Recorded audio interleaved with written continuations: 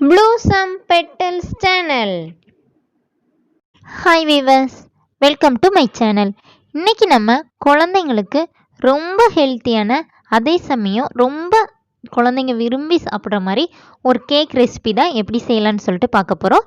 இப்போ நம்ம இதை ஒரு நேந்திரம் பழத்தை வச்சு தான் செய்ய போகிறோம். இப்போ குழந்தைங்க நல்லா கொழுன்னு புஷ்ஷுன்னு வரணும்னு சொல்லிட்டு எல்லாருமே ஆசைப்படுவோம். அப்போ நம்ம வீட்டில் இருக்கிற பெரியவங்க என்ன சொல்லுவாங்கன்னு சொல்லிட்டு பார்த்திங்கன்னா, நேந்திரம் பழத்தை குழந்தைக்கு அவிச்சு கொடுங்கம்மா, இல்லாட்டி வெயிலில் காய வச்சு நல்லா பொடி பண்ணி கஞ்சி மாதிரி செஞ்சு கொடுங்க. குழந்தைங்களுக்கு நேந்திரம் பழம் ரொம்ப முக்கியமானது.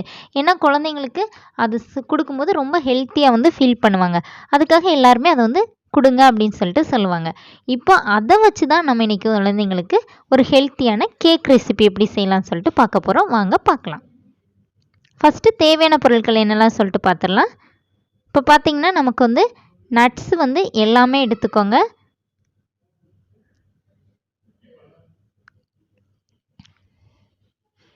ஒரு நேந்திரம் பழத்தை 2 பழம் எடுத்துக்கோங்க. 2ஆக கட் பண்ணி இந்த மாதிரி சின்னதாக வெட்டி எடுத்து வச்சுருக்கேன். அந்த மாதிரி எடுத்துக்கோங்க. அது கூட நமக்கு எல்லா நட்ஸுமே எடுத்துக்கோங்க. பாதாம், பிஸ்தா, முந்திரி, கிஸ்மிஸ் எல்லாமே எடுத்துக்கோங்க. எல்லாத்தையுமே 2ஆக குட்டியாக வெட்டி வச்சுக்கோங்க. அப்போ தான் குழந்தைங்களுக்கு சாப்பிட நல்லாயிருக்கும். அப்புறம் வெல்லம் ஒரு 1/4 கப் இல்லைன்னா 50 கிராம் அளவு. இனிப்புக்கு தேவைக்கு கூட்டவோ குறைக்கவோ செஞ்சுக்கோங்க. உங்கள் குழந்தைங்க இனிப்பு கொஞ்சம் அவாய்ட் பண்ணுவாங்க அப்படின்னு ஃபீல் பண்ணிங்கன்னா கம்மி பண்ணிக்கோங்க, ஒன்றும் பிரச்சனை இல்லை.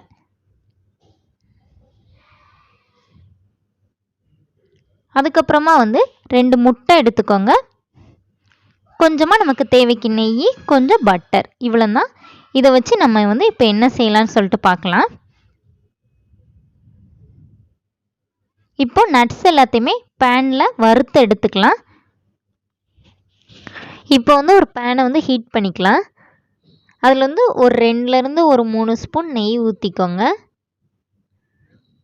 நெய் கொஞ்சம் மெல்ட் ஆகட்டும். இப்போ நம்ம எடுத்து வச்சுருக்கிற பாதாம், பிஸ்தா, முந்திரி, கிஸ்மிஸ் எல்லாத்தையுமே தனித்தனியாக வறுத்து எடுத்துக்கோங்க. அப்போ தான் நல்லா டேஸ்ட்டாக இருக்கும். ஏன்னா மொத்தமாக சேர்த்து இது பண்ணிங்கன்னா லைட்டாக கரிஞ்ச மாதிரி ஆயிரும். ஏன்னா ஒவ்வொன்றும் ஒவ்வொரு பக்குவத்தில் இதாகும். ஃபஸ்ட்டு நம்ம முந்திரியை வறுத்து எடுத்துக்கலாம். நல்லா பொன்னிறமாக வர வரைக்கும் நல்லா வறுத்துக்கோங்க.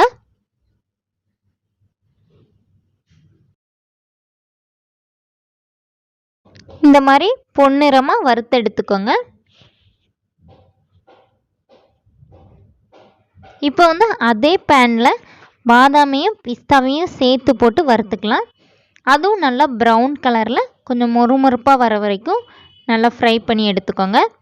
கொஞ்சம் நல்லா ப்ரௌன் கலரில் வரட்டும். அப்போ தான் நமக்கு கேக் மேலே போட்டு சாப்பிடும்போது குழந்தைங்களுக்கு ரொம்ப பிடிக்கும். இந்த மாதிரி நல்லா வறுத்தெடுத்துக்கோங்க. இப்போ அதே பேனில் கிஸ்மிஸ் போட்டுக்கலாம். கிஸ்மிஸ் நல்லா பலூன் மாதிரி வரணும், அது வரைக்கும் நல்லா வறுத்துக்கோங்க. இப்போ நமக்கு பேன் ஹீட்டாக இருக்கனால டக்குன்னு வந்துடும். கறியை விட்டுறாதீங்க. பலூன் மாதிரி வந்தால் மட்டும் போதும். அந்த மாதிரி பலூன் மாதிரி வந்தோடனே டக்குன்னு எடுத்துருங்க.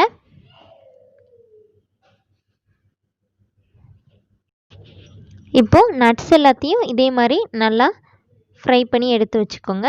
இப்போ அதே பேன்லேயே இந்த பழத்தையும் லைட்டாக வதக்கி எடுத்துக்கலாம். இப்போ பேனில் இந்த பழத்தை தட்டிக்கலாம். இப்போ நல்லா வதக்கி விடுங்க. நல்லா பழுத்த பழமாகவே பார்த்து எடுத்துக்கோங்க. அப்போ தான் என்னென்னா நம்ம நல்லா நெய்யில் வதக்கும் போது நமக்கு கொஞ்சம் நல்லா மசிஞ்சு அந்த மாதிரி வரும். அப்போ குழந்தைங்களுக்கு சாப்பிட வசதியாக இருக்கும். கொஞ்சம் முழுசாக இருந்தால் சாப்பிட கஷ்டப்படுவாங்களா, அதுக்காண்டி தான். நம்மளோட அந்த ஸ்பூனோட பின்னாடி வச்சு கொஞ்சம் நல்லா மசிச்சு விட்டு வதக்கிக்கோங்க. அப்போ கொஞ்சம் நல்லாயிருக்கும்.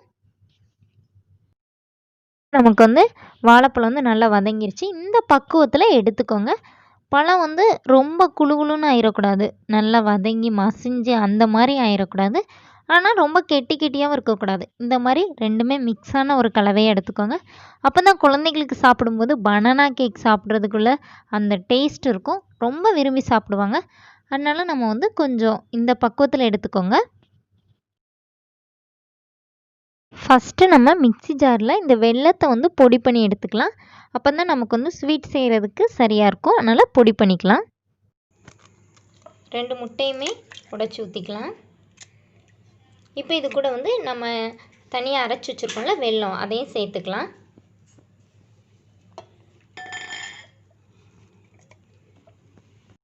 வந்து அடித்து வச்சிருக்கிற முட்டை வெல்லத்தை வந்து முதல்ல ஊற்றிக்கலாம். இந்த மாதிரி நல்லா அடித்து எடுத்துக்கோங்க. இப்போ இது கூட வந்து நம்ம வதக்கி வச்சோம்ல வாழைப்பழம், அதையும் வந்து சேர்த்துக்கோங்க.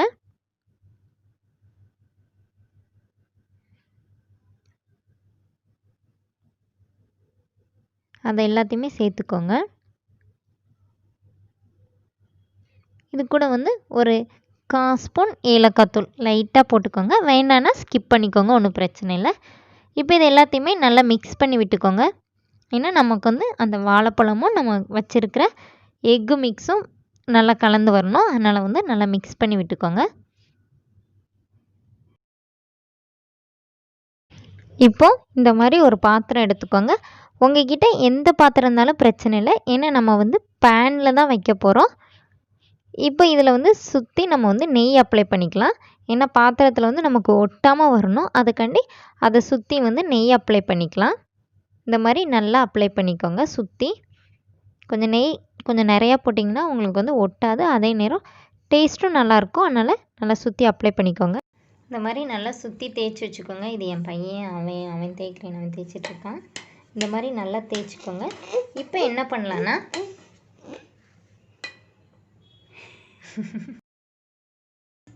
இப்போ இதில் வந்து நம்ம ரெடி பண்ணி வச்சுருக்கிற இந்த மிக்ஸை வந்து ஊற்றிக்கலாம்.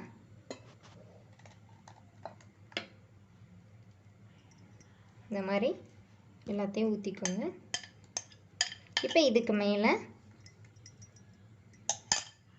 நம்ம ரெடி பண்ணி வச்சுருக்கிற இது வறுத்து எடுத்து வச்சுருக்கோம்ல அந்த நட்ஸ் எல்லாத்தையும் மேலே தூவி விட்டுக்கோங்க.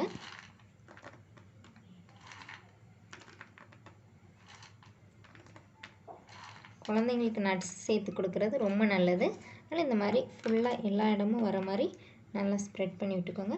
இப்போ இதை வந்து 2 தட்டு தட்டி விட்டுக்கோங்க. அப்போ தான் எங்கே கேப் இருந்துச்சுன்னா ஃபில் ஆகும். அதனால் இந்த மாதிரி லேசாக தட்டிக்கோங்க. இப்போ ஹீட் பண்ணி வச்சுருக்கேன். ஹீட் ஆன உடனேயே கொஞ்சம் சிம்மில் வச்சுக்கோங்க. மீடியம் ஃப்ளேமில் வச்சுருந்தா போதும். ஸ்டாண்டு வேணும்னு விருப்பப்பட்டிங்கன்னா ஸ்டாண்டு வச்சுக்கோங்க. இல்லாட்டி அப்படியே கூட வச்சுக்கலாம், ஒன்றும் பிரச்சனை இல்லை. இப்படி வச்சு ஒரு 20லேருந்து 25 மினிட்ஸ் நல்லா மீடியம் ஃப்ளேமில் நல்லா வேக விடுங்க. ஒரு மூடி வச்சு மட்டும் நல்லா மூடி வச்சுக்கோங்க. இந்த மாதிரி நல்லா மூடி வச்சுக்கோங்க. ஒரு 20லேருந்து 25 நிமிஷம் கழித்து நம்ம பார்க்கலாம். இது நல்லா வெந்து வந்திருக்கும், காட்டுறேன். 20 மினிட்ஸ் முடிஞ்சிருச்சு. நம்ம இதை வந்து ஓப்பன் பண்ணி பார்க்கலாம்.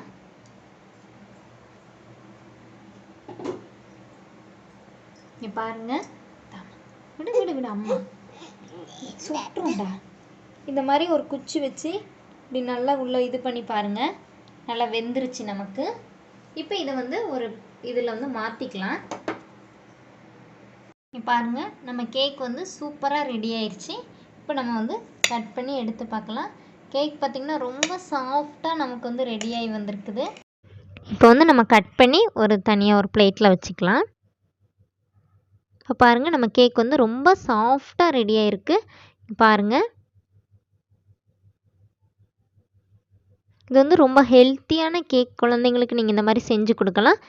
இன்னும் எங்கள் சேனலை சப்ஸ்கிரைப் பண்ணாதவங்க மறக்காமல் சப்ஸ்கிரைப் பண்ணுங்கள். இன்னும் ஒரு அழகான ஹெல்த்தியான டிஷ்ஷோட இன்னொரு வீடியோவில் உங்களை மீட் பண்ணுறேன். தேங்க்யூ.